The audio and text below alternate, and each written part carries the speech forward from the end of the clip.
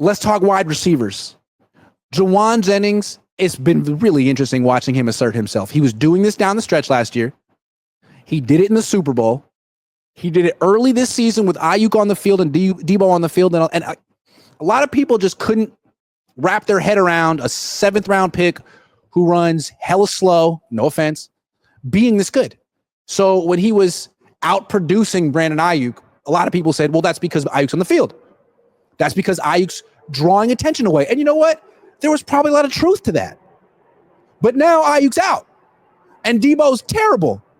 And Ricky Pearsall isn't quite on the same page with anyone.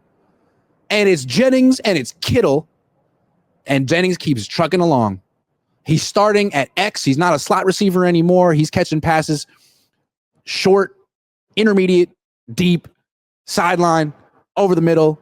He's not the yak guy that Kittle is. He's not a number 1 option, but he is a damn good number 2. And the Niners gave him an extension this offseason. So he's signed through this year and next year. He's making about $8.5 million a year. That means next year he's going into a contract year.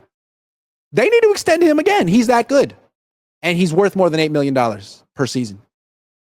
And he plays hard every freaking game. And he talked to the media after the game today. And he smiled. He was in a great mood. He's a little emotional. And after losses, sometimes he'll I don't want to talk, which is kind of can't do that when you're making $8 million a year. When you're in your second year, fine. But, I mean, this guy could be a freaking captain should be a captain next year. So him talking to the media was good because who else is going to speak for this team? It's Brock, it's Kittle, it's Jennings, it's Fred. Those are the people who've been here the whole time. Deebo, on the other hand,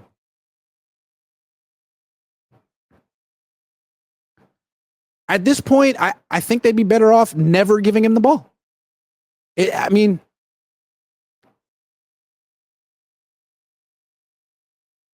I don't know, man. I don't see. You can see Kyle trying to search for something that works with him. He's been searching all season, and he can't find it because it doesn't exist. There is no route. There is no screen pass. There is no run. There is no handoff. Kyle tried an end around. He tried an inside handoff. I mean, it's just not working. It's not happening because Deebo isn't good anymore. He's not explosive. On a kick return, when he has a 30-yard build-up ramp to run, he's okay. But as a wide receiver, he's not worth the target. As a running back, he's not worth the carry. It's a shame that he's making $24 million a year. It's a sunk cost. Stop trying to get him the ball because of his paycheck. That just makes it worse.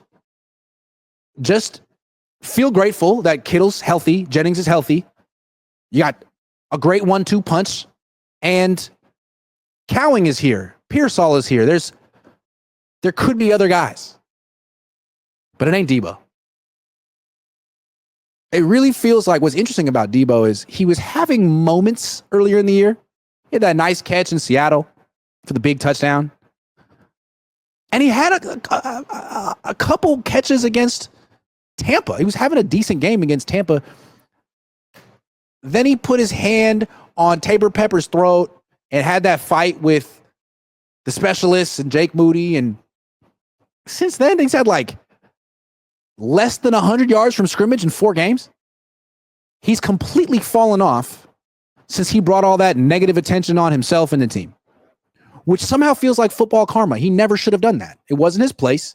He's not good enough to do that. It only drove, a bigger wedge into the team. It led to a 3-game losing streak and some of the worst football of his career. So let that be a lesson to all the kids out there. When you point a finger, you got 4 pointing back at yourself.